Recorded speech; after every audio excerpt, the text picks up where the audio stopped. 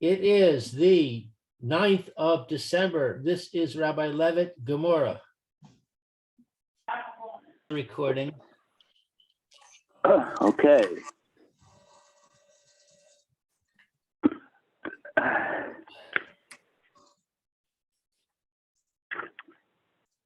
Okay, so what, yeah, we have to, Whoa. I think Phil's right. I think the noise is coming from you, Rabbi Levitt. I don't know if there's anything you can do about it. Are you on speaker? yeah. Let me see. Is hands free? Yeah, you might want to take it off speaker.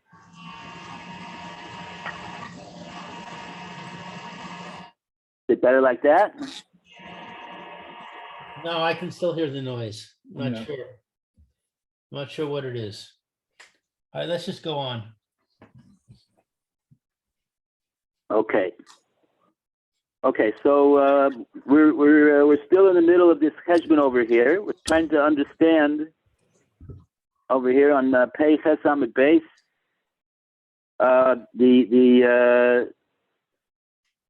the different views over here and opinions over here of the different Amoraim that we're discussing over here. It's a bit complicated and there's more than a few cases, but so let's just jump right into the words. And the words, let's go again with the Hadruha L'Kamed Rabbi Yehuda.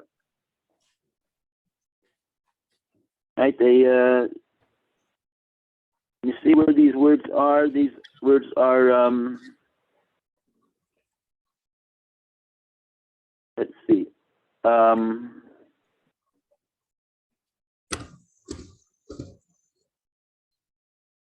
Then he says, and this is what we were talking about yesterday. Do eno dona lemishnaseno. You're up to the, it's 88B2, right column, story continues. That's where we are in Armstrong. Oh, I see it. Okay. Okay, so yeah. So this is Rabbi Yehuda's response that this proof from the Mishnah is not a proof. It's not a proof. It's not because it's not the same. It's not the same scenario.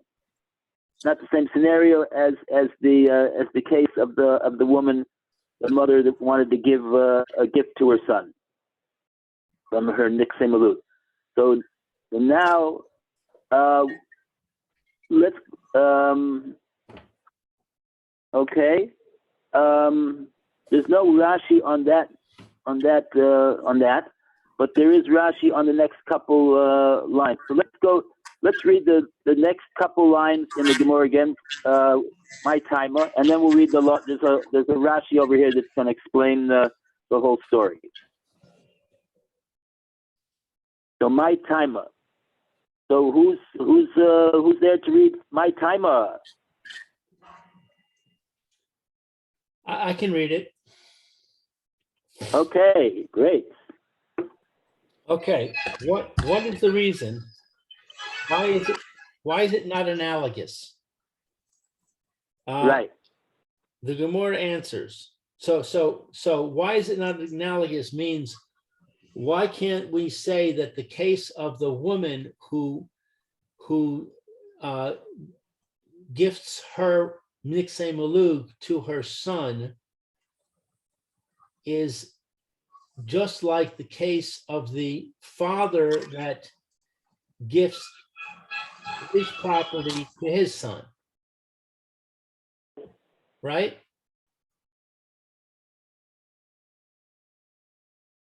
Sorry. Again, what was the question? So I'm saying that what the Gemorrah is asking is, what is the reason that we do not say that the case of the woman who gifts her niksei malug to her son is just like the case of the father that gifts his property to his son. Right, which is the case of the Mishnah. Okay. The Gemara answers. Amar Rav Yosef. Rav Yosef said, Shlema I Tanei Ipcha. The comparison would be understandable had the Mishnah taught the reverse. So when it says the Mishnah now, we're talking about the father bequeathing to his son. If it had taught in the reverse, Hakosev Nechasav La'aviv. If one writes over his possessions to his father, okay, for him to acquire after the son's death, so he's where we're saying it was reversed. Instead of the father writing it to the son, it was the son writing it to the father. Ika lemifshet mina de kinyan peiros lav bekinyan haguf dami, which means then there would be grounds to infer from the Mishnah that ownership of the rights of the produce of a property is not tantamount to ownership of the property's essence. All right, now let me see if I understand that. If it said that the son wrote to his father, then we would say that rights to produce does not give you rights to the essence. I don't get that. I don't see why that. The parent is not the goof. What? The parent. Okay, so you're not supposed to understand why at this point. They don't go together. No, the point is that we just have to. In other words, the case of the Mishnah is a case where the father is giving to the son, and Rav Yosef here is explaining that case that the Mishnah says is not analogous, and now he's on his way to explain why that is.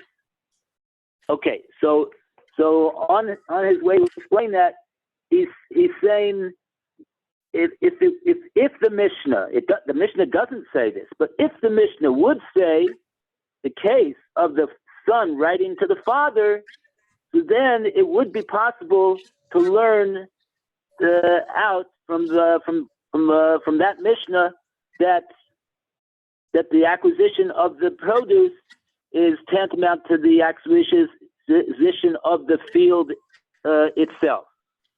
Now, those are the words that he says, and we don't understand why that is right now, and we're not supposed to understand why it is that right now, because he has not explained to us why that would be the case. But we just have to hold cup and keep the cheshbon that he's telling us. And then when he gives us the reason, and Rashi's going to explain the reason that he's giving us, then we're going to understand Be'ezus Hashem the whole picture. But this is what he's saying right now. If it would have been written in the Mishnah in the opposite direction, then I agree, you would have had a proof that to the proof that you want to say that Kinyan Paris is lav to Kinyan Aguf Dami. Okay, so we're just going to take that into we're going to keep that in our head. We don't know why that is, but those are the words that are being said right now. then we're gonna continue with his developing his answer and his explanation, and we're gonna just keep going over here. So let's continue with the words. He's continuing to speak, Rav Yosef. So now he says, Ella hashta de katane hakosev nechasav libano. But right. now that the Mishnah has taught, if one writes over his possessions to his son, etc., mishum de roy lior show who, it's because that the inheritance is fit. The reason is that the sale is valid. The reason the sale is valid is that the son is in any case fit to inherit the father. Correct. Right. Those are the words. Because the son is fit to inherit his father, the son's sale is valid. Right. As opposed to, in other words, that is the case of the Mishnah, and the reason why in the case of the Mishnah, the din is that the lokeach does acquire, and the son did have the property to sell him, is because of this. What we're saying here now, because the son, as a son, is in line to inherit from the father this property itself that the father is right now in his lifetime deeding to the son as a gift. And that, What are we talking about the son inheriting? The okay, produce? so we're talking about him inheriting since he is a son, so he is going to inherit the property that the father owns when the father passes away. In other words, that is a halacha. And since that is the halacha, that is going to, the way we're going to read in Rashi, Rashi's going to explain us why that halachic fact is responsible for the son being able to sell to the purchaser, even if he dies before his own father, who deeded him the property as a gift in the son's lifetime. In other words, Rav Yosef is saying here that this is the real reason why the sale works and the purchaser acquires, as opposed to the reason that Rav Yirmiyah bar Abba wanted to suggest, which was that Kinyan Paris is lav ke Kinyan Aguf Tamid. And what he said previous to this, he said if the Mishnah would have written that the son writes his properties to his father, in that case, if that was what the Mishnah would have written, then he says you would have in fact had a proof that if the father would be able to sell to a purchaser, even if he predeceases the son that deeded him the property, then you would indeed have a proof that Kinyan Paris is Kinyan Aguf. Because in that case, there is no halacha that the father is going to be inheriting the son in that case. And therefore, we wouldn't be able to hang the reason why the sale worked from the father to the purchaser on the fact that, well, in any case, the father, even if the son didn't deed him the property, he will in any case inherit the son when he passes away. So since we have no other reason to hang it on, the only reason that we can see is because of this, that Kinyan Peres is Kinyan Aguf. Therefore, in that case, if the Mishnah would have written that, then that would have been, Reb Yosef agrees and admits that would have been a proof that Kinyan Peres is Kinyan Aguf. But since the Mishnah did not say that case, the Mishnah only said a case where the one who is deeding the property is going to be inherited by the one that he deeds the property to. So in that case, then you have no proof that the Kinyan Peres is Kinyan Aguf dummy, because even if it would be otherwise, the sale would still go through by the son.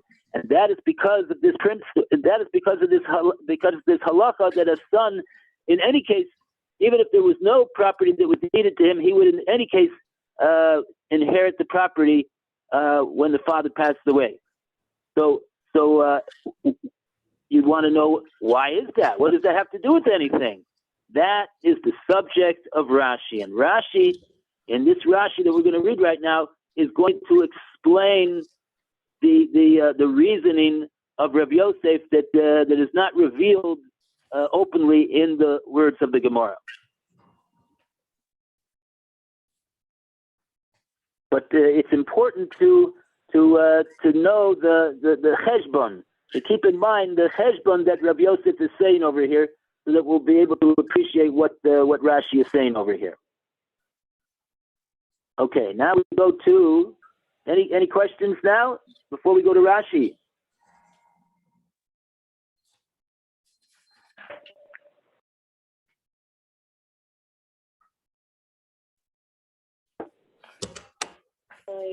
Where's my notebook that has all the...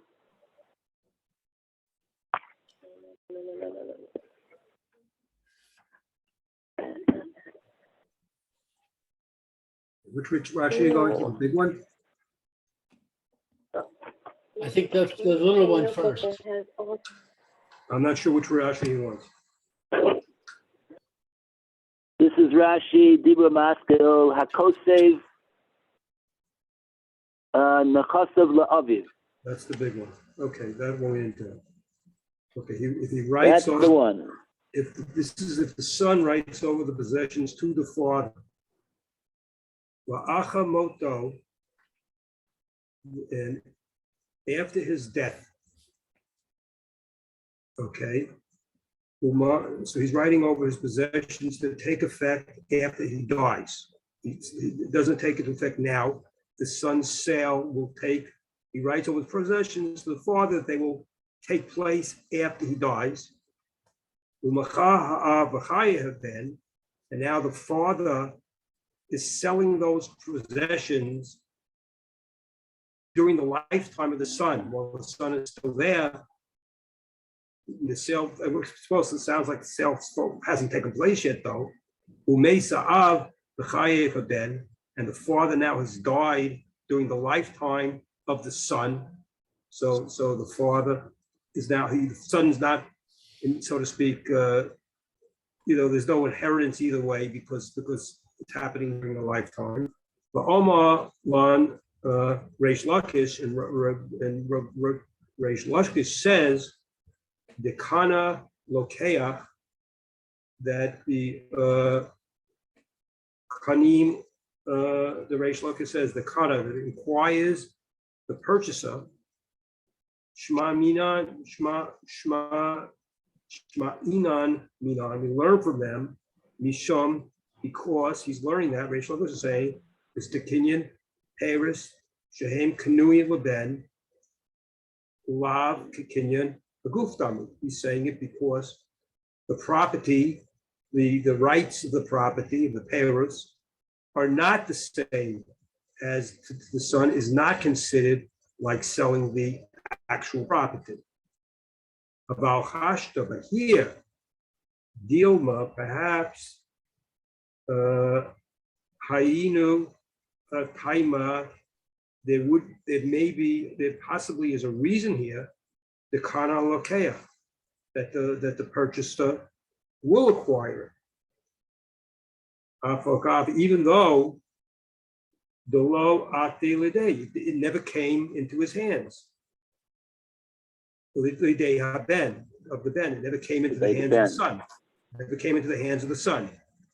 Mishum, because the Rui, we are show who, because he is fitting to be a inheritor. But Gav, even though the Ba'alma, in actuality, the Kinyan Hakuf Dami, because it is considered like the property itself. Here, Gufo, here, Vada, here it's the body of the property, Aknen, of the Ben B'chaye. It's the father acquires the Ben's property in his lifetime. Ulamachran, and now he sells it to Shiratzah when he wants to. When he wants to. If it's after he dies, but lav hachi, it's a lav. I don't know what hachi is.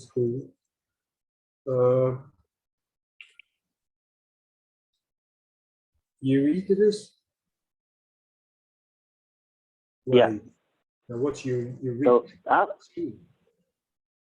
okay, so here, this second part of Rashi, when he says Aval Hashta, he's now switching over to the case of the Mishnah where the father is deeding the property to the son. Up until then, he was talking about the reverse case. Now he's talking about the case of the father deeding to the son, and he says Aval Hashta. But now that the case is the other way around, and it's the father's deeding to the son. So now you're not going to have any proof that Kinyan appears to Kinyan Aguf. Why? Dilma Hainu Taima Ikona Lokea, because maybe this is the reason why the Lokeach is going to be Kona in this case. Afugav the Lo Osi Lidei the Ben.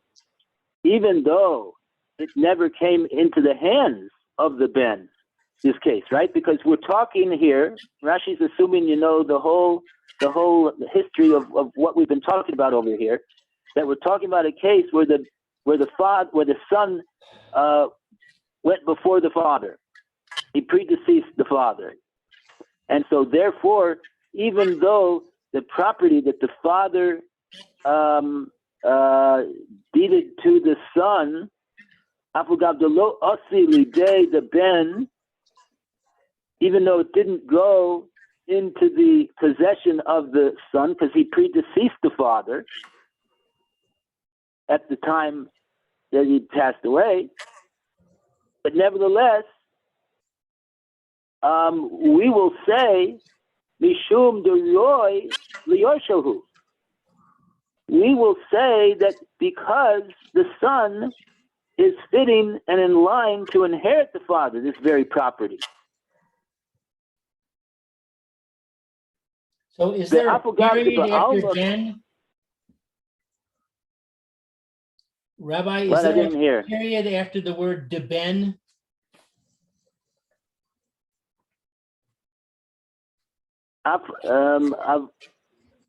Afogav the lo osi lidei deben. Period? Mishum. No, not a period. Not a period. A comma. It's a comma so over there. Mishum is applying to the previous phrase that even though it has not come into the hand of the Ben because of the following reason. That's the way we're reading it?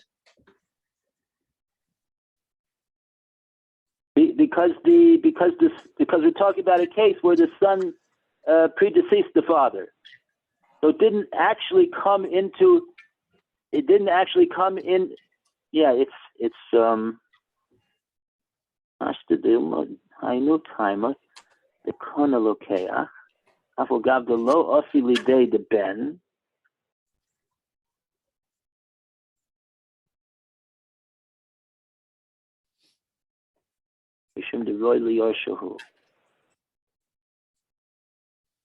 I don't get what being Roy for Yorsha has to do with it not coming into the hand. Okay, so let's he's going to explain this right now. Okay. Apogav de ba'alma kinyan haguf dummy. Even though that ordinarily ba'alma means in generally speaking, we say in fact that kinyan Paris is kinyan haguf dummy. That when generally ba'alma we say even if we would say this. Even if we would say that generally the din is that when somebody has an acquisition in the produce, it's regarded as tantamount to having an acquisition in the land itself. Even if we would say that, Haka here in this case where the father is deeding the property to the son, Haka Gufa in this case itself. Vadai akne av ben b'chayav l'mochron k'shiyirtze. We say, says Rashi, that surely the father gave it to the son when he deeded the property to the son. He wanted that the son should have a kinyan in the property immediately in his lifetime, meaning in the lifetime of the son. The son is still alive. And he wanted that father, when he deeded the property to the son, that the property is going to be acquired to the son in his lifetime right now, l'mokron kishayirtze, in order to allow him to sell the property if he so wished to anybody that he wanted to. Now, why is that? Now Rashi gives us the reason why this is.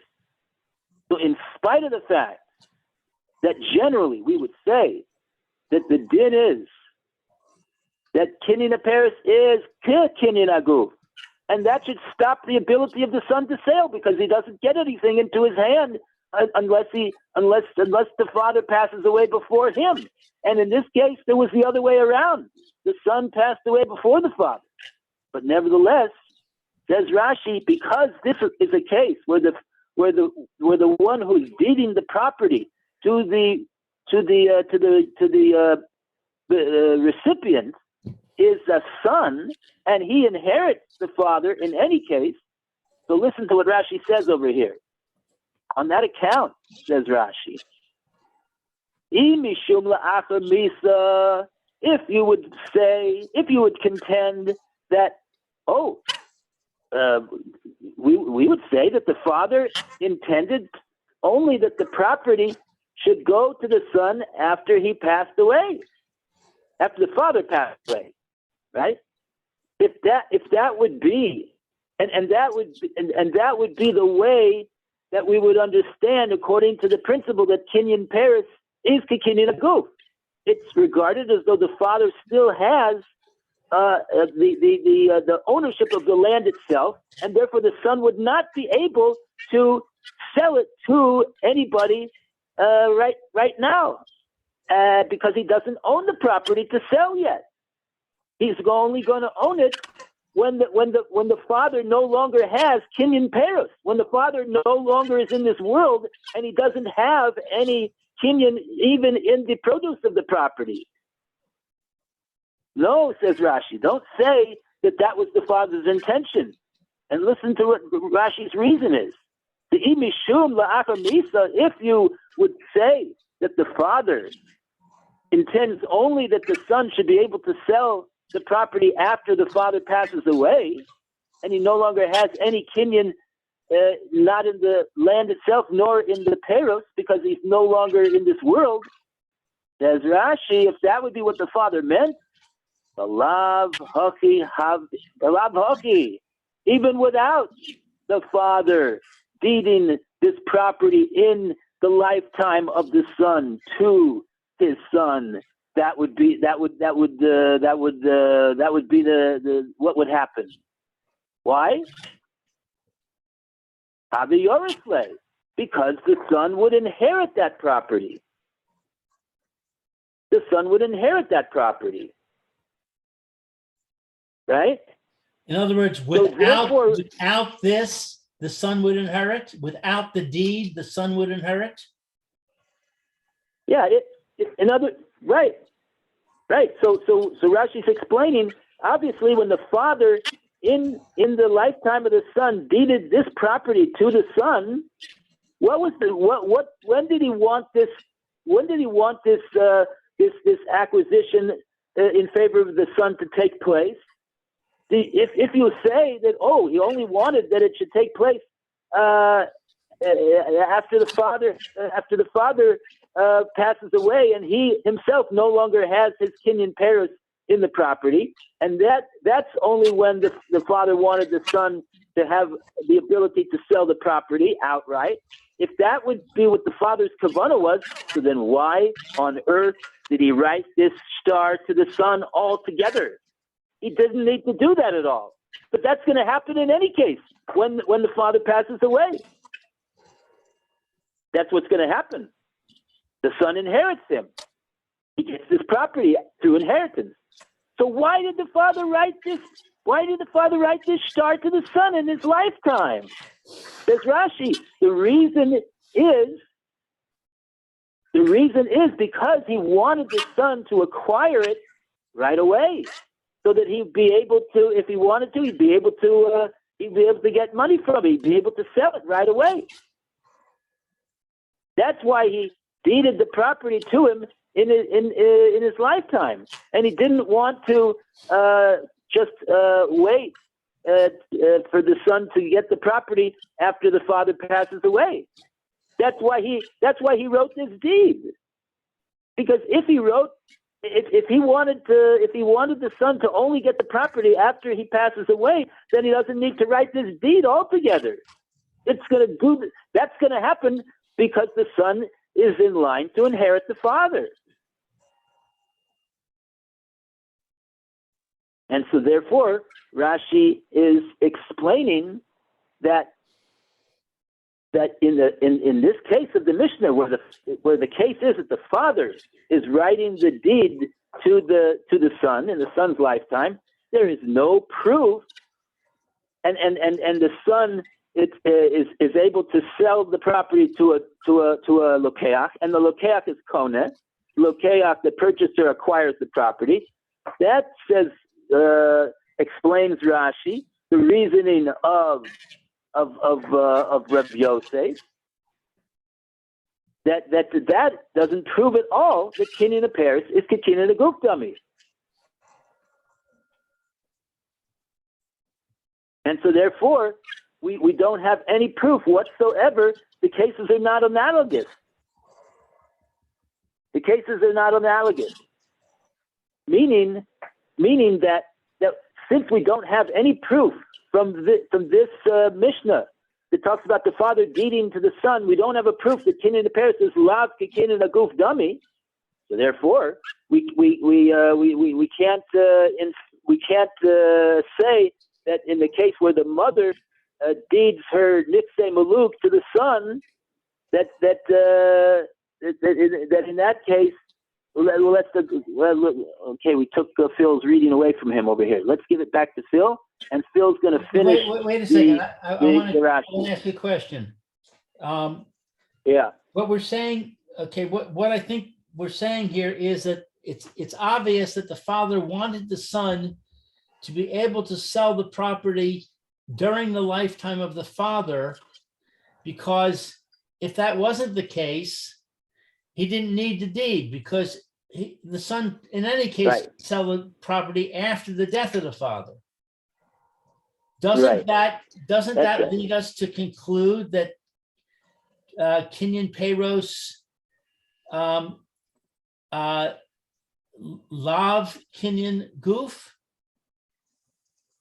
Why? because since the son can sell it while the father owns the perus, then therefore the father is not considered to be the owner, right? No. We're saying that, in other words, generally speaking, that's what Rashi means when he says over here, Ba'alma. Ba'alma. Generally speaking, when you have someone who's giving a gift to another person of property,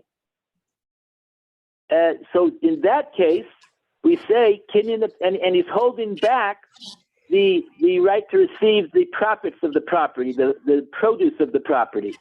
In that case, if the recipient is not an inheritor of the one who's giving the gift, so we say the general principle kinyan Paris is kinyan aguf, and therefore the one who deeded the property as a gift, since the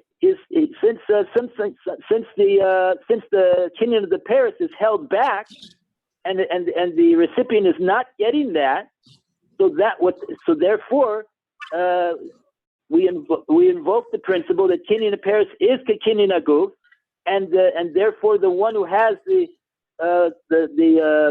ownership right now of the produce is deemed to be the one who owns the property itself, and therefore that means that the recipient does not have the ownership of the property right now to sell it to a purchaser. So in other But words, the only reason that here, yeah. So in other words, since normally we say kinyan haperus is kinyan haguf dami, therefore, if the father wants the son to be able to sell the produce in the father's lifetime, he needs the deed. Right? Right. Okay, I'm with Right. you.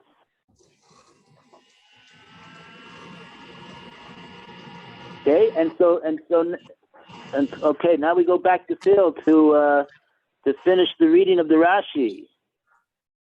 I lost track of Aval, it. Rabbi Shmuel bar Abba. Okay, wait a second. Let me catch with me where is that. But it's a long Rashi. It's 2 lines up from the next Dibur Maskil.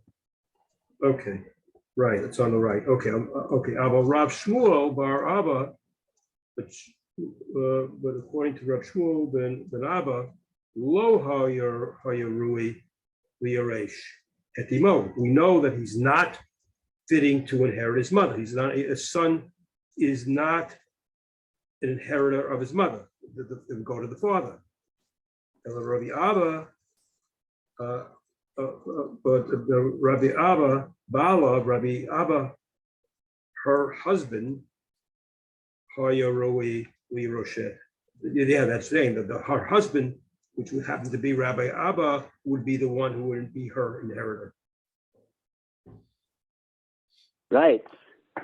So in other words, since so the therefore son you see is not the inheritor in the case of the woman with the Nixay Malug, it's not comparable to the case of the father to the son, because there he is the inheritor, correct? Exactly. That's it. That's right. That's the point. And therefore in the case of the mother giving a gift to the son, in that case we say we don't have this idea to invoke that, oh well, if the mother intended really to give it to the son in his lifetime right way, so then why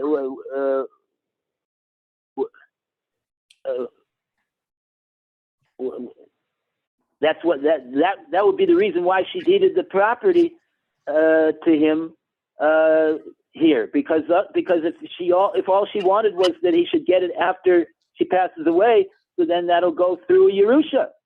Hmm. But here you can't say that because the son is not going to be the one to inherit from the mother over here.